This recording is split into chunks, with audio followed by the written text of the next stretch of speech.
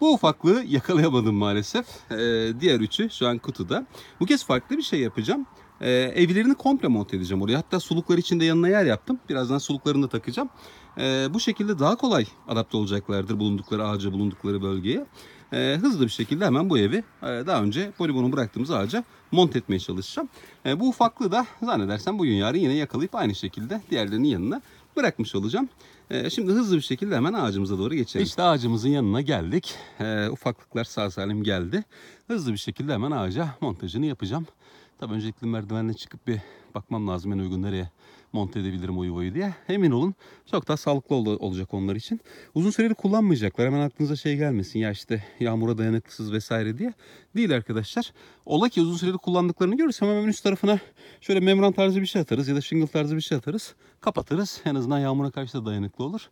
Hemen hızlı bir şekilde monte edeceğim. Fakat şöyle bir şey var. Yiyeceklerimizi koyduğumuz sepetten arkadaşlar ağaç kakanlar malzemeleri götürmüş genel itibariyle. Ustamız söyledi. Dolayısıyla yiyecekleri artık sepetten çok yuvaların içine koyacağım. Girer yuvalarından alırlar. Bakalım montajına başlayayım şimdi.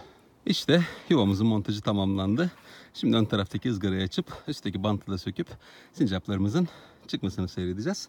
Sonrasında yuvalarını, daha doğrusu mamalarını ve sularını koyacağım yerine. Oldukça güvenli oldu.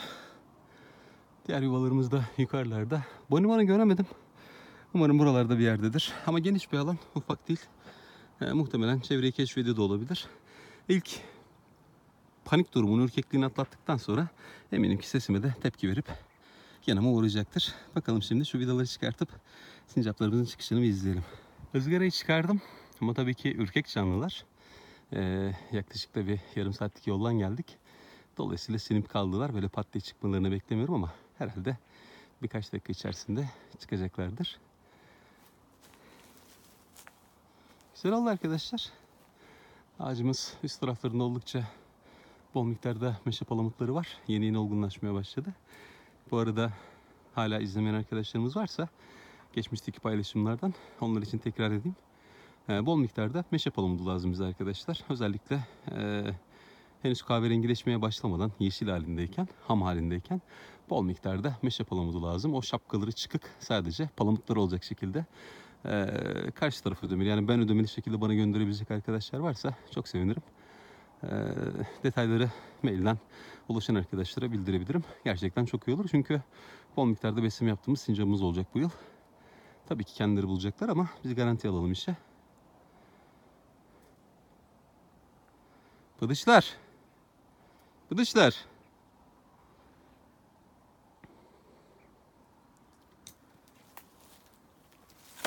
Her fırsatta biliyorsunuz sincapların ne kadar ürkek canlılar olduklarından bahsediyorum.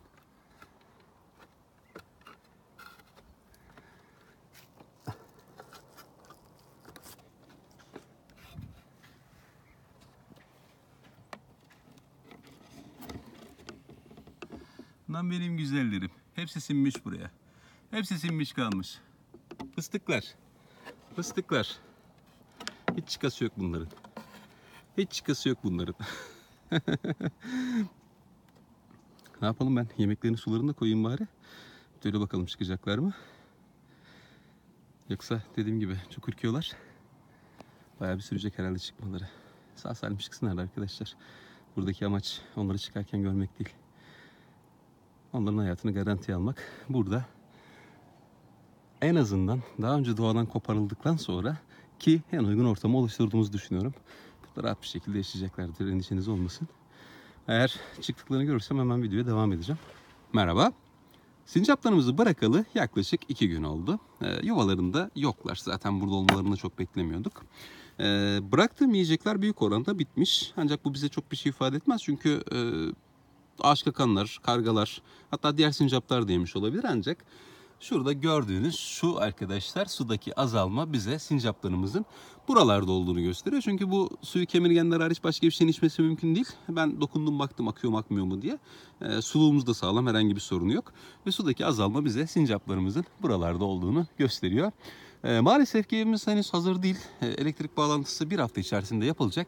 Sonrasında ben buraya zaten daimi bir kamera koyacağım. Sürekli olarak şurada kimlerin gelip kimlerin yemek yediğini en azından takip edebiliriz. Sincaplarımız şu yuvalarda dahi olabilir. Çünkü onların kokuları var zaten bu yuvaların içinde ama merdiven emanet duruyor. Çatırdıyor zaten bir yandan. Dolayısıyla çok böyle detaylı bir şekilde bakmayacağım. Ama dediğim gibi şu suyun dahi azalmış olması bize sincaplarımızın iyi olduğunu gösteriyor. Muhtemelen buralarda bir yerlerdeler. Umarım ki ilerleyen dönemlerde daha detaylı bir şekilde görürüz hepsini.